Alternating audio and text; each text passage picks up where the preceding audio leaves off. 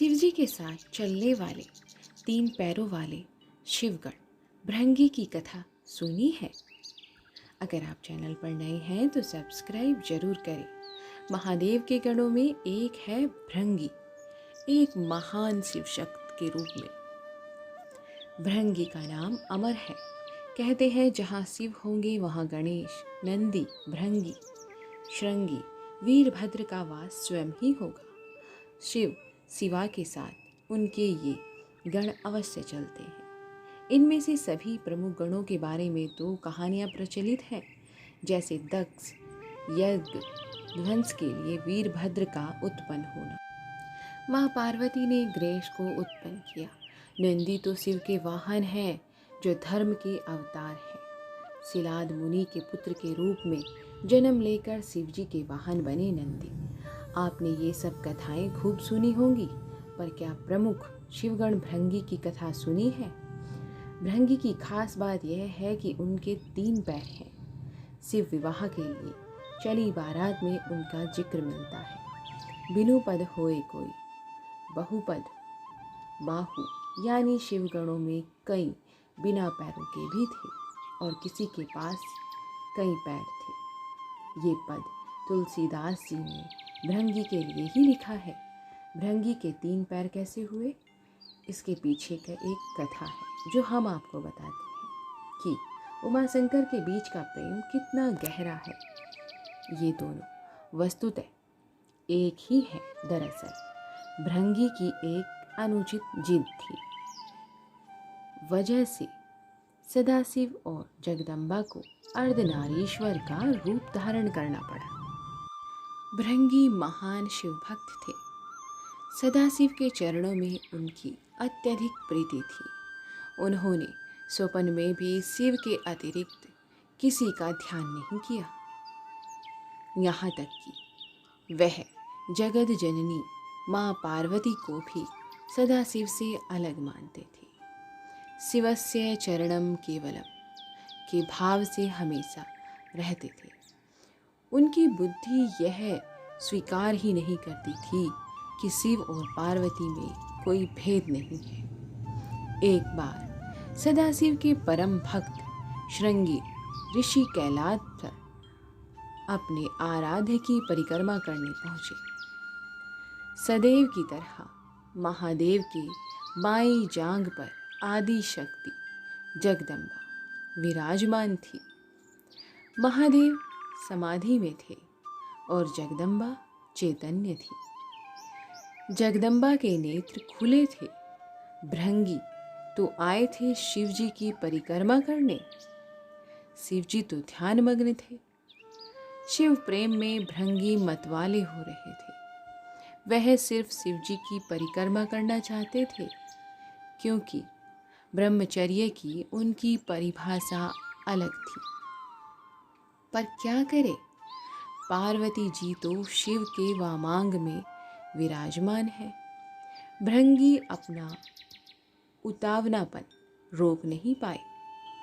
उनका साहस इतना बढ़ गया कि उन्होंने जगदम्बा से अनुरोध कर दिया कि वह शिवजी से अलग होकर बैठे, ताकि मैं शिवजी की परिक्रमा कर सकूं।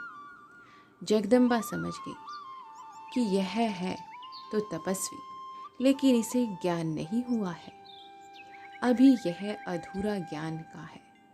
इसलिए उन्होंने भृंगी की बात को अनसुना किया। भृंगी तो हठ में थे। कुछ भी वो समझने को और सुनने को तैयार नहीं। फिर से पार्वती जी से कहा कि आप कुछ देर के लिए हट जाएं, मैं परिक्रमा कर लूं। माँ पार्वती ने इस पर आपत्ति जताई और कहा कि अनुचित बात बंद करो। जगदम्बा महादेव की शक्ति है। वह सदाशिव से पृथक होने को कैसे तैयार होती। माता ने भृंगी को कई तरह से समझाया, प्रकृति और पुरुषों के संबंधों की व्याख्या की, वेदों का उदाहरण दिया, परंतु भृंगी भी वैसे ही हठी की बुद्धि तो वैसे भी आधी हो जाती है। माता द्वारा दिए गए ज्ञान उपदेश उनके विवेक में नहीं उतरे। उनकी बुद्धि सृष्टि के इस रहस्य को समझने के लिए तैयार ही नहीं हुई। उन्होंने सिर्फ शिव की परिक्रमा करने की ठान रखी थी। माता ने सोचा, इस अज्ञानी को कुछ भी समझाने का कोई लाभ तो नहीं है, इसे अनदेखा ही कर देना चाहिए। माता शिवजी से अलग नहीं हुई। भृंगी ने भी हट पाल रखी थी। अपने मन की करने के लिए एक योजना बना ली। भृंगी ने सर्प का रूप धारण कर लिया और शिवजी की परिक्रमा करने लगी। सरकते हुए वह जगदम्बा और महादेव के बीच से निकलने का प्रयत्न करने लगे। उनकी इस धृष्टता का परिणाम हुआ कि शिवजी की समाधि भंग हो गई। उन्होंने समझ लिया कि मूर्ख जगदम्बा को मेरे वाम अंग पर देखकर विचलित है, वह दोनों में भेद कर रहा है। इसे सांकेतिक रूप से समझाने के लिए शिवजी ने तत्काल अर्धनारीश्वर स्वरूप धारण कर लिया। जगदम्बा अब उन्हीं में विलीन हो गई थी। शिवजी दाहिने भाग से पुरुष रूप में और बाएं भाग से स्त्री रूप में दिखने लगे। अब तो भृंगी की योजना पर पानी फिरने लगा। हठी का हठ तो भगवान से भी ऊपर जाने लगता है। भृंगी ने इतने पर भी हिम्मत नहीं हारी। उन्हें तो बस शिवजी की ही परिक्रमा करनी थी। अपनी जिद पूरी करने के लिए और एक मूर्खतापूर्ण प्रयास किया। अब भृंगी ने चूहे का रूप धारण कर लिया। चूहे के रूप में प्रभु के अर्धनारीश्वर स्वरूप को कुतर कर एक दूसरे से अलग करने की कोशिश में जुट गए। अब यह तो अति थी। शिव भक्त भृंगी की धृष्टता को लगातार सहन करती आ रही जगदम्बा का धैर्य चूक गया।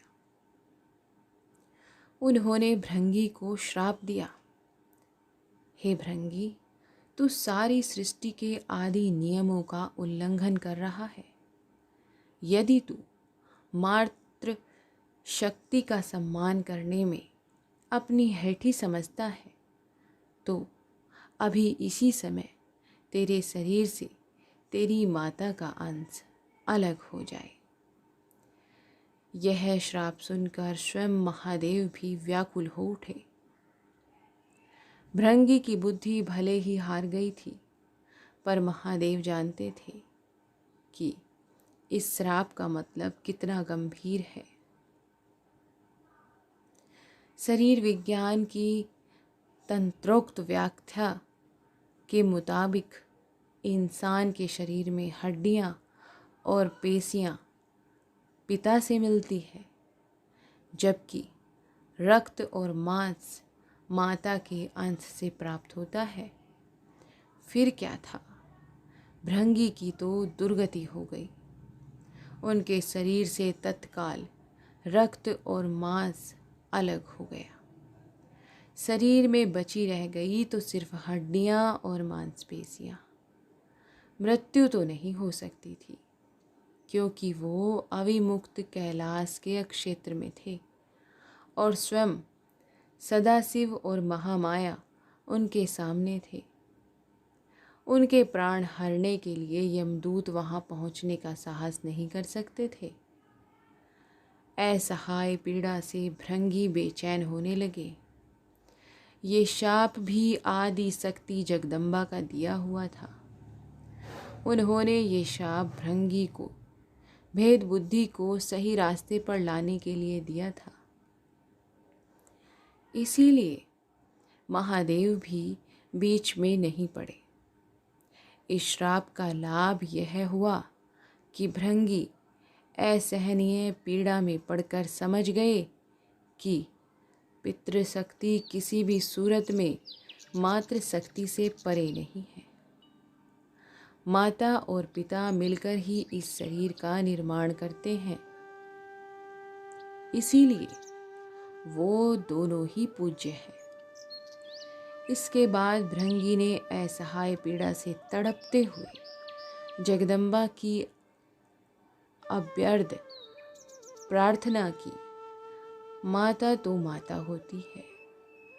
उन्होंने तुरंत उन पर कृपा की और उनकी पीड़ा समाप्त कर दी। माता ने अपना श्राप वापस लेने का उपक्रम शुरू किया, लेकिन धन्य थे भक्त भृंगी भी। उन्होंने माता को श्राप वापस लेने से रोका। भृंगी ने कहा, माता, मेरी पीड़ा दूर करके आपने मेरे ऊपर बड़ी कृपा की है,